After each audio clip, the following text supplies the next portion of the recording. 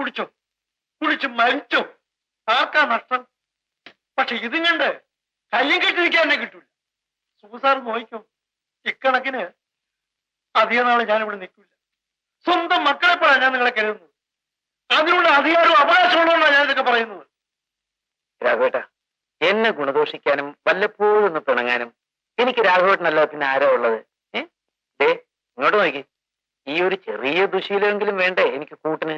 ഇങ്ങോട്ട് നോക്കി, രാഘവേട്ടന് നിർബന്ധമാണെങ്കിൽ നാളെ മുതൽ രവി ആശാൻ കുടിക്കത്തില്ല. സമ്മതിച്ചു? എത്ര നാളായിട്ട് ഞാനിത് കേൾക്കുന്നു. പിന്നെ എന്തെങ്കിലും ആവശ്യമുണ്ടെങ്കിൽ വിളിക്കണം കേട്ടോ.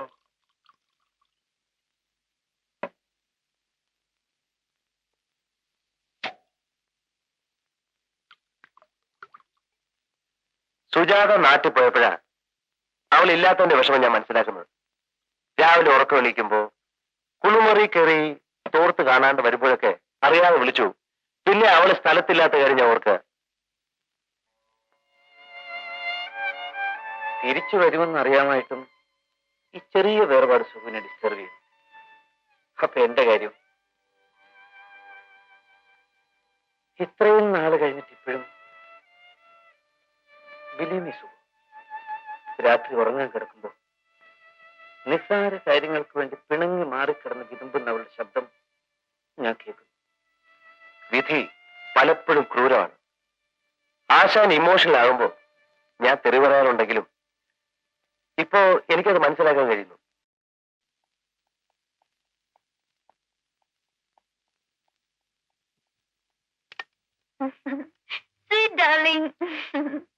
ഇവിടെ ഇരിക്കെ.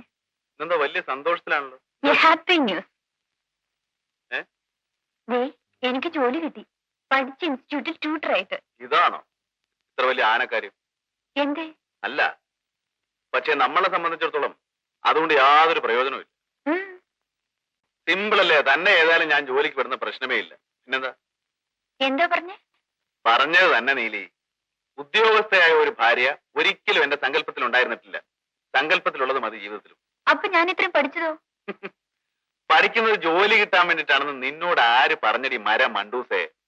പഠിക്കുന്നത് വിവരം ഉണ്ടാകാനാണ്. എന്റെ ഭാര്യയ്ക്ക് അല്പം വിവരം ഉണ്ടാകുന്നത് എനിക്ക് സന്തോഷമുള്ള കാര്യമാണ്. പക്ഷേ ജോലിക്ക് പോകുന്ന കാര്യം മാത്രം പറയരുത്, അതെനിക്കിഷ്ടമല്ല. എനിക്ക് എന്റേതായ ഒരു ഇൻഡിവിജ്വാലിറ്റി വേണ്ടേ?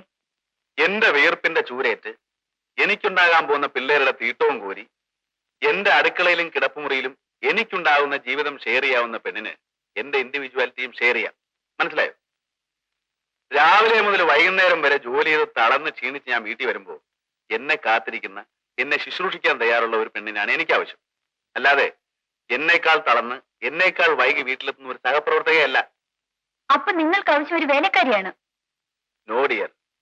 സ്വന്തം ഭർത്താവിന്റെ ജീവിത സങ്കല്പങ്ങൾക്ക് വഴങ്ങി ജീവിക്കുമ്പോഴാണ് ഒരു ഭാര്യയ്ക്ക് ശരിക്കും ഇൻഡിവിജ്വാലിറ്റി ഉണ്ടാവുന്നത്. അത് വെറും പെണ്ണായാലും ശരി, നിന്നെ പോലെ ഇത്തിരി വീര്യമുള്ളതിനായാലും ശരി. വഴങ്ങി ജീവിക്കുക എന്നതിന് ദാസ്യപ്പെടുക എന്ന് മാത്രമല്ല അർത്ഥം. നിന്റെ തന്തപ്പടി ഉണ്ടല്ലോ, കോഴിപ്പപ്പനാവൻ, ആ പാവം പശുവിനെ എരുമയൊക്കെ മെരുക്കിയെടുക്കുന്ന തിരക്കില് ഇങ്ങനെയുള്ള ചെറിയ ചെറിയ കാര്യങ്ങൾ നിന്നെ പറഞ്ഞ് മനസ്സിലാക്കി തരാൻ മറന്നുപോയതാവും. ചൂടാകാതെ നീലിയെ. Be tolerant to a joke എന്ന് നല്ല കുട്ടിയായിട്ട് ചേട്ടൻ ഒപ്പം ചായ എടുത്തുണ്ടോ? ചെല്ലടി.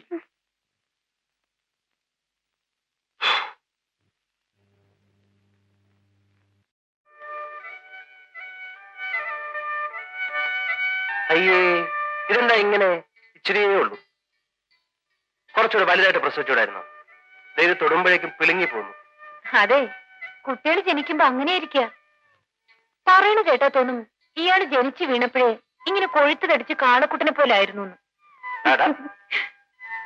ഞാൻ കാണിച്ചു തരാം. പിന്നെ വാ. അത് കൊള്ളാം. അച്ഛന്റെ മടി കയറി ഇരിക്കുക. അയ്യേ, മുത്തശ്ശി മുള്ളി. അങ്ങനെ സ്നേഹമുള്ള പിള്ളേര് ആദ്യം മുള്ളും പിന്നെ മറ്റേതും ചെയ്യുന്നതുകൊണ്ട് എന്റെ മോനെ നീച്ച് പോയി കഴുക. മക്കൾ അച്ഛന്റെ മടി പെടുത്തോടാ. കോംപ്ലിക്കേഷൻസ് ഒന്നും ഇല്ലാതെ നോർമൽ ആയിരുന്നു അല്ലേ? അതെ. കുട്ടിക്ക് ആരുടെ ഛായ? സുഖുന്റെ. സുജാതയുടെ ഛായ. മുത്തച്ഛി പറയുന്നത് അമ്മാവന്റെ എന്നാ. ഇപ്പോഴത്തെ ചായയിലൊന്നും വലിയ കാര്യമില്ല. ഒരു വയസ്സ് കഴിയാണ്ട് ഒന്നും പറയാൻ പറ്റില്ല. പറയുന്നത് കേട്ടാ തോന്നും അനിക്ക് ഇക്കാര്യത്തിൽ ഭയങ്കര എക്സ്പീരിയൻസ്. അനി, വേറൊരു കാര്യം, അത് പറയാൻ കൂടി വേണ്ടിയിട്ടാ ഞങ്ങൾ ഇങ്ങോട്ട് കയറിയത്. പറഞ്ഞോട്. പറയുന്നേ പറയുന്നേ. ഗൾഫില് എനിക്കൊരു ഫ്രണ്ടുണ്ട്, ഒരു സനാതനം പിള്ള. ആള് ഭയങ്കര ഉള്ളിയാ. ഇപ്പൊ ലീവിൽ വന്നിട്ടുണ്ട്. കണ്ടപ്പോ ഞാൻ കാഷ്വലായിട്ട് അനിയുടെ കാര്യം പറഞ്ഞു. അവരുടെ സെയിൽസ് ഡിപ്പാർട്ട്മെന്റിൽ ഒരു നല്ല ജോലി ശരിയാക്കി തരാൻ ഏറ്റിട്ടുണ്ട്. 20,000 rupees, 20,000 രൂപ തുടക്കത്തിൽ തരും.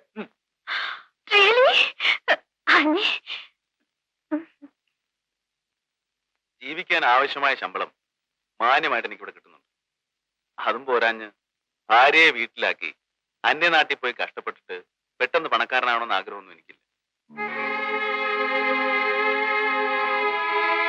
But it is a golden chance. അതെ മോനെ. അല്ലെന്ന് പറഞ്ഞില്ല. പക്ഷേ വീണ് കിട്ടുന്ന സൗഭാഗ്യങ്ങളെക്കാൾ ഇപ്പോഴുള്ള കൊച്ചു കൊച്ചു സൗകര്യങ്ങളാണ് എനിക്കിഷ്ടം. നീലിമയുടെ കാര്യം ഓർത്താണെങ്കിൽ അവർക്ക് ഇൻസ്റ്റിറ്റ്യൂട്ടിലെ ജോലി ഒരു റിലീഫ് ആവും.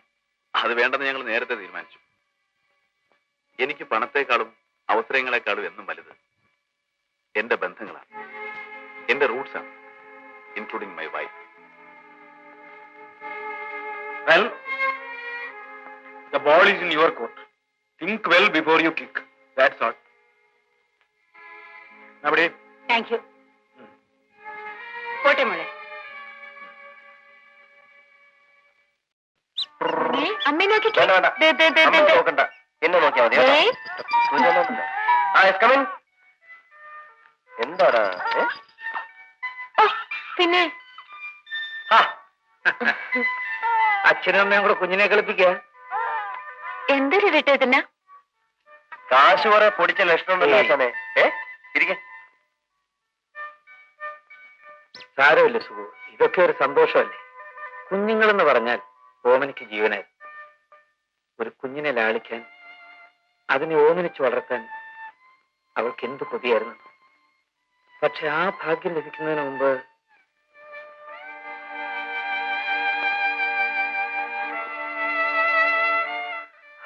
എടാ, നീ അറിഞ്ഞോ രാഘവട്ടം ഇറങ്ങിപ്പോയി. വിശേഷിച്ച് എന്റെ സ്വഭാവ വിശേഷം തന്നെ.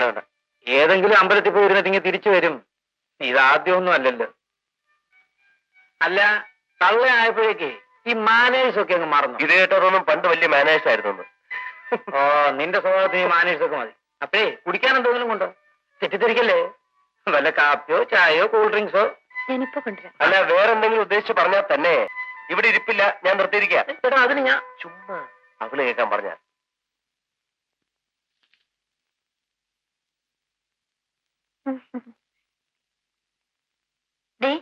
മമ്മിയുടെ കത്ത്. അന്ന് പറഞ്ഞു ഗൾഫിലെ കാര്യം റീതിങ് ചെയ്തോന്ന്. എന്താ ഇത്? എല്ലാവരും നിസ്സാരമട്ട്. ഇത് നമ്മുടെ രണ്ടുപേരുടെയും ഫ്യൂച്ചറിനെ ബാധിക്കുന്ന കാര്യമില്ലേ? എന്തു പറഞ്ഞാലും അതെ, ഒരു മുക്കലും മൂളലും. ആർക്കത്ര ധൃതിയിൽ എഴുതുന്നത്? ഓ, ഇതാ ഇപ്പത്ര വലിയ കാര്യം. നീലി, നിന്നെയെന്നല്ല, ലോകത്ത് വേറെ ആരെയും കാണുന്നതിന് മുമ്പ് അവരെയാ ഞാൻ കണ്ടു. അത് കഴിഞ്ഞിട്ടേ ഉള്ളൂ പിന്നെ എന്തും. അങ്ങനെ ഇപ്പൊ പറ്റില്ല. ആദ്യം ഇതിന് മറുപടി പറയും. നീലിമ വെറുതെ കളിക്കരുത്. ആ കത്തിഞ്ഞുണ്ടോ തരാൻ? മുത്തശ്ശി എപ്പോ നോക്കിയാലും അതൊരു മുത്തശ്ശി.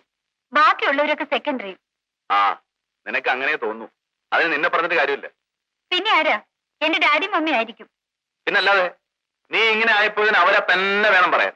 നിന്റെ തന്തയും തള്ളി. കുറെ നാളെ ഞാനിത് കാണുന്നു. അനങ്ങിയ മമ്മിക്ക് ഡാഡിക്കും കുറ്റം. എന്താ കാര്യമെന്ന് എനിക്ക് അറിയണമല്ലോ.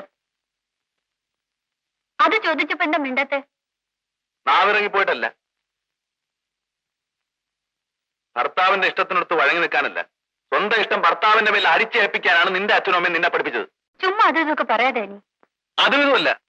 നീ ജോലിക്ക് പോകുന്നത് എനിക്ക് ഇഷ്ടമല്ലെന്ന് ഞാൻ നിന്റെ മുഖത്ത് നോക്കി പറഞ്ഞു. അപ്പൊ പുതിയൊരു ടെക്നിക്, എന്നെ ഗൾഫിലേക്ക് പറഞ്ഞേക്കാം, അപ്പൊ നിനക്ക് ജോലിക്ക് പോകാമല്ലോ. അതെനിക്ക് ഇഷ്ടമല്ലെന്ന് ഞാൻ പറഞ്ഞല്ലേ. പിന്നെ ഈ കത്തിന്റെ അർത്ഥം ഒന്നാ 100 പ്രാവശ്യം ആവർത്തിച്ച എന്റെ മനസ്സ് മാറുമെന്ന് കരുതിയോ? എനിക്ക് ഒറ്റ മറുപടിയേ ഉള്ളൂ, അതങ്ങനെ പറഞ്ഞേക്ക്. നമുക്ക് നല്ലത് വരുന്നൊരു കാര്യത്തിന് നിർബന്ധിച്ചതാ ഇപ്പൊ കുറ്റം. അതാണ് നല്ലതെന്ന് ആര് പറഞ്ഞു? അപ്പൊ അതിന്റെ അർത്ഥം തോന്നാ ഇപ്പൊ ഉള്ളത് നല്ലതല്ലെന്ന്. കഴിഞ്ഞുകൂടാൻ നിവൃത്തിയില്ലാണ്ട് ഞാൻ നിന്റെ തന്റെ അടുത്ത് ഇറക്കാൻ പോയടി. സാധാരണ മനുഷ്യർക്ക് പറ്റുന്ന തരത്തിൽ പോറ്റാനുള്ള വരുമാനമൊക്കെ എനിക്കുണ്ട്, അത് മതി. അതിന്റെ ചൊൽപ്പടിക്ക് മര്യാദക്ക് നിന്നോണം. ഞാൻ എപ്പോഴും കാൽക്കഴി കിടക്കണമെന്നോ? എനിക്കൊരു ജോലി ആയാൽ അതിന് കഴിഞ്ഞില്ലെങ്കിലോ? എടീ, സൂക്ഷിച്ച് സംസാരിക്കണം. നിങ്ങളുടെ മനസ്സ് നിറയെ കോംപ്ലക്സുകളാണ്. നിരുമേ, mind your bloody tongue, you. കല്യാണം കഴിഞ്ഞിട്ട് ഇതുവരെ പഴക്കു കൂടാതെ ഒരു സിംഗിൾ ഡേ കഴിഞ്ഞിട്ടുണ്ടോ? ആ അതന്നെ എനിക്ക് അങ്ങോട്ട് ചോദിക്കാനുള്ളത്.